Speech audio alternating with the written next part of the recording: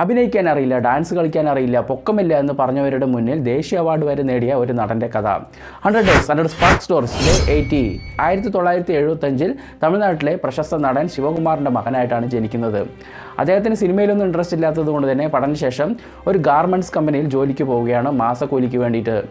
അദ്ദേഹത്തിൻ്റെ ആഗ്രഹം തന്നെ ഒരു കമ്പനി സ്ഥാപിക്കുക, വലിയൊരു ബിസിനസ്സുകാരനാവുക എന്നതായിരുന്നു. അങ്ങനെ 3 വർഷത്തോളം ആ ഗാർമെൻറ്റ്സിൽ ജോലി നോക്കുകയാണ് അദ്ദേഹം. അങ്ങനെ ഒരു ദിവസം അദ്ദേഹത്തിൻ്റെ അമ്മ രാവിലെ തന്നെ അദ്ദേഹത്തിനോട് പറയുകയാണ്, മോനെ ഞാൻ 25,000 രൂപ ലോൺ എടുത്തിട്ടുണ്ട്, അത് അടയ്ക്കണം. അച്ഛനിത് അറിയില്ല. അച്ഛൻ അറിഞ്ഞാൽ തന്നെ അച്ഛൻ്റെ കയ്യിൽ ഇത്രയും പൈസ കൊടുക്കാനുമില്ല. എന്താണ് ചെയ്യേണ്ടതെന്ന് ചോദിക്കുമ്പോൾ അദ്ദേഹം പറയാണ്, 5-6 മാസം കൊണ്ട് നമുക്ക് അടച്ചു തീർക്കാം. അമ്മ ഈ പറഞ്ഞ കാര്യത്തിന് വേണ്ടി ഞാൻ സിനിമയിൽ അഭിനയിക്കാൻ പോവുകയാണെന്ന് പറഞ്ഞ് അദ്ദേഹം സിനിമയിലേക്ക് ഇറങ്ങുകയാണ്. പിന്നീട് പല വേഷങ്ങളും അദ്ദേഹം മാറി മാറി ചെയ്ത് ജനഹൃദയങ്ങളിൽ ഇടം നേടുകയാണ്.